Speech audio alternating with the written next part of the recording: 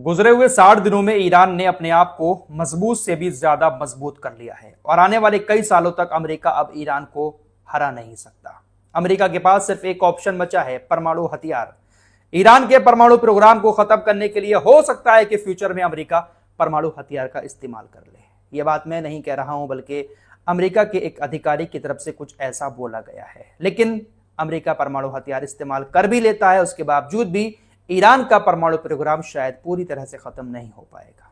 क्या है पूरा मामला, इस पर बात करेंगे, लेकिन पहले आपको ब्रेकिंग न्यूज बता देते हैं।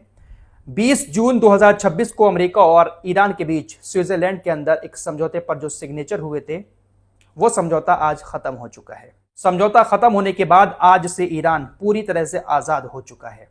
ईरान अब स्टेट ऑफ हॉर्मुज में जो चाहेगा वो करेगा, क्योंकि अभी तक ईरान सिर्फ समझौते का हवाला देकर बहुत सारी चीजें स्टेट ऑफ हॉर्मुज में नहीं कर रहा था। जो मन चाहेगा ईरान का स्टेट ऑफ हॉर्मुज में ईरान वो करेगा, क्योंकि अब अमेरिका ईरान के ऊपर समझौता तोड़ने का आरोप नहीं लगा सकता, क्योंकि 60 दिन का यह समझौता था और 60 दिन में किसी तरह की कोई भी बातचीत ईरान और अमेरिका के बीच फाइनल स्टेज में नहीं पहुंच पाई है। अमेरिकी अखबार वॉल स्ट्रीट जर्नल ने एक रिपोर्ट छापी है ईरान को लेकर।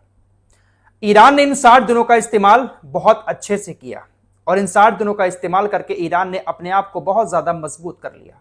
इन 60 दिनों में ईरान ने अपना मिसाइल और ड्रोन का प्रोडक्शन बढ़ा दिया। बहुत तेजी के साथ ईरान ने मिसाइलें बनाई, ड्रोन बनाए और अपने गोदाम भर लिए। खबरों के मुताबिक अरब इंटेलिजेंस के अधिकारियों का ऐसा मानना है कि IRGC ने पिछले 60 दिनों में अपने आप को इतना ज्यादा मजबूत कर लिया है कि अब ईरान के सामने बड़ी बड़ी ताकतें भी काम नहीं आएंगी। वहीं दूसरी तरफ अमेरिका मिडिल ईस्ट में इन 60 दिनों में लगातार कमजोर होता गया।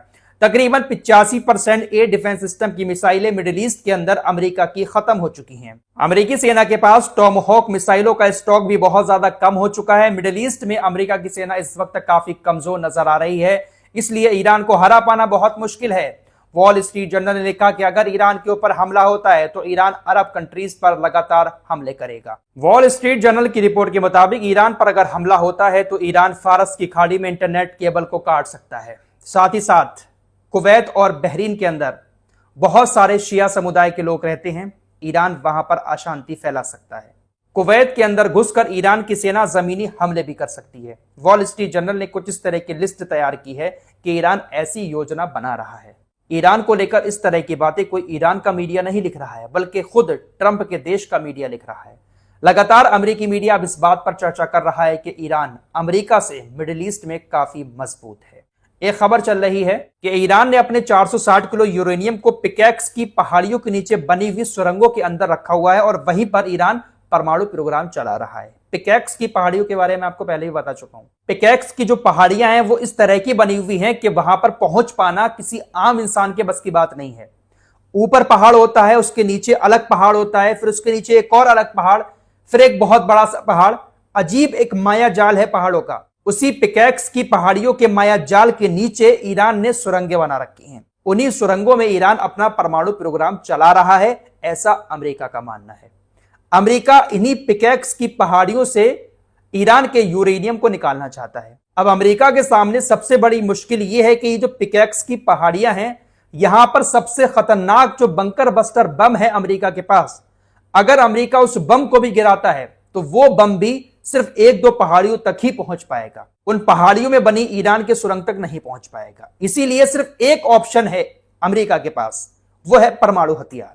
एक खबर चल रही है कि अमेरिका की पूर्व प्रतिनिधि मार्जोनी टेलर ग्रीन का आरोप है कि ईरान के खिलाफ परमाणु हमले को लेकर व्हाइट हाउस में एक मीटिंग की गई है।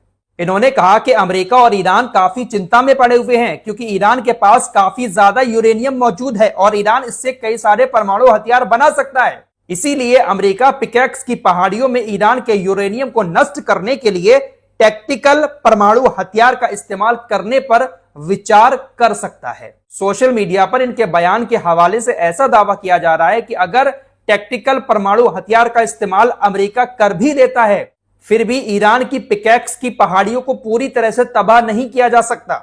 परमाणु हथियार के इस्तेमाल के बाद भी ईरान का जो परमाणु प्रोग्राम है, जो पिकैक्स की पहाड़ियों के नीचे बना हुआ है, वो खत्म नहीं हो पाएगा, क्योंकि ये पहाड़ियां बहुत ज्यादा मजबूत है और इसकी जो बनावट है वो ऐसी है कि कोई अगर एक रास्ते से जाता है तो उस रास्ते से वापस आ पाना उसके लिए बहुत मुश्किल हो जाता है। एक तरह का माया जाल है। इसलिए अमेरिका को यही पता लगाना बहुत मुश्किल हो रहा है कि पिकैक्स की पहाड़ियों में किस जगह पर ईरान ने अपने यूरेनियम को रखा है। इनकी बड़ी बड़ी इंटेलिजेंस एजेंसियां पिकैक्स की पहाड़ियों में जाकर फेल हो रही हैं। दुनिया के सामने अपने आप को ये लोग जितना बड़ा चढ़ाकर पेश करते हैं उतना ये है नहीं, इनसे कहीं ज्यादा आगे ईरान चल रहा है। ईरान ने इस जंग के दौरान दिखा दिया कि ईरान के पास किस तरह की खुफिया जानकारी मौजूद है। अमेरिका के ठिकानों पर जो हमले किए हैं ईरान ने, वो एकदम सटीक हमले थे। ईरान ने इस जंग के दौरान अपनी मिसाइलों से अमेरिका के जिस ठिकाने पर, जिस चीज पर निशाना लगाना चाहा, वो मिसाइल उसी जगह पर जाकर गिरी। और अब ईरान हुतीस की मदद कर रहा है। पिछले एक हफ्ते में बहुत कुछ हुआ है मिडिल ईस्ट के अंदर। हुतीस और सऊदी अरब के बीच सारी खबरें आप लोगों को हम बता रहे हैं। हुतीस ने सऊदी अरब की गैस फैसिलिटी पर हमला किया, सटीक हमला था, आग लग गई। ऑयल फैसिलिटी पर हमला किया, वहां पर भी आग लगी। साथ ही साथ सऊदी अरब का एक जहाज बहुत सारे हथियार लेकर यमन की एक बंदरगाह पर पहुंच रहा था, उस जहाज पर हमला कर दिया। यमन के अंदर सऊदी के समर्थन वाली जो सेना तैनात है, उसके जो अड्डे बने हुए हैं, उन अड्डों पर भी हुतीज ने सटीक हमले किए। हुतीज की मिसाइलें और ड्रोन सटीक जगह पर जाकर गिर रही हैं और सऊदी अरब के ठिकानों को नुकसान हो रहा है। वॉल स्ट्रीट जर्नल ने दावा किया कि आईआरजीसी ने हुतीज की बहुत ज्यादा मदद की है। आईआरजीसी ने अपने बहुत सारे कमांडर भेजे, रेड सी पर तैनात किए, मिसाइल लॉन्चर तैनात किए। साथ ही साथ हुतीज को बहुत सारी इंफॉर्मेशन दी, लोकेशन बताई कि कहां पर सऊदी अरब का जहाज पहुंच रहा है हथियार लेकर, किस बंदरगाह पर जा रहा है। यमन के अंदर कहां कहां पर सऊदी अरब के समर्थन वाली सरकार के ठिकाने बने हुए हैं, जिन जगहों पर भी हुतीज ने हमले किए हैं, वो सारी लोकेशन की इंफॉर्मेशन ईरान ने ही हुतीज को दी है। साथ ही साथ आईआरजीसी ने हुतीज को सऊदी अरब के पलटवार से, सऊदी अरब के हमले से बचने के तरीके भी बताए हैं। मतलब कुल मिलाकर बात यह है कि हुतीज जो हमले कर रहे हैं, उन हमलों के पीछे जो इंफॉर्मेशन है वो पूरी तरह से ईरान की है। ईरान का हाथ पीछे है, हुतीज आगे आकर हमला कर रहे हैं। लोकेशन, टारगेट ईरान बताता है और हुतीज अपनी मिसाइल से वहां पर हमला कर देते हैं। फिलहाल अभी तक सऊदी अरब की तरफ से किसी तरह का कोई भी जवाब हुतीज को नहीं दिया गया है। मक्का समझौता आप लोगों को याद होगा, सऊदी अरब, तुर्की और पाकिस्तान के बीच ये जो मक्का समझौता हुआ है, इसके मुताबिक अगर एक देश पर हमला हुआ तो तीनों देशों पर हमला माना जाएगा। यह नियम कानून आप लोग अब तक जान चुके हैं। रजब तैयब एर्दोगान ने इसी कानून को आज बड़ा चढ़ाकर पेश करते हुए कहा है कि अगर हम में से किसी भी देश पर हमला हुआ तो हमारी सेना तुरंत अपने साथी देश को बचाने के लिए सामने वाले पर हमला कर देंगे। मतलब फेको रजब तैयब एर्दोगान सीधे तौर पर यह बात बोलना चाह रहे हैं कि अगर सऊदी अरब पर हमला हुआ, पाकिस्तान पर हमला हुआ या फिर तुर्की पर हमला हुआ, किसी एक देश पर अगर हमला होता है, चाहे हमला करने वाला कोई भी हो, हम तीनों देशों की सेनाएं एक साथ मिलकर उस पर ताबड़तोड़ हमला करने के लिए अब पूरी तरह से तैयार हैं। मक्का समझौता होने के फौरन 2 दिन के बाद हुतीज ने एक नहीं बल्कि 10-20 हमले कर दिए हैं सऊदी अरब के ठिकानों पर, लेकिन अभी तक पाकिस्तान और तुर्की की सेनाओं ने हुतीज को जवाब नहीं दिया है। यह बंदा सिर्फ बड़ी बड़ी फेंकता है और इसकी फेंकने की आदत आप लोग पिछले 3-4 साल से देख ही रहे हैं। हर मामले में फेंकता रहता है, लेकिन औकात नहीं है कि सामने आकर किसी को जवाब दे। तुर्की और पाकिस्तान ने सऊदी अरब के साथ ये जो रक्षा समझौता किया है, आप देख लेना कि ये दोनों मिलकर सऊदी अरब की जेब खाली करेंगे। सऊदी अरब के पास पैसा ज्यादा है, पाकिस्तान और तुर्की के पास इतना नहीं है। ये दोनों देश मिलकर सऊदी अरब को डर दिखाकर सऊदी अरब की जेब नोचते रहेंगे, लेकिन मदद करने नहीं आएंगे। यह बंदा बातें बड़ी बड़ी फेंकता है, लेकिन जमीनी स्तर पर इसका क्या हाल है आप लोग पिछले कई सालों से देख रहे हैं। इस रिपोर्ट में इतना ही। कुछ और खबरों के साथ फिर हाजिर होंगे। अपना ख्याल रखिएगा। अल्लाह हाफिज।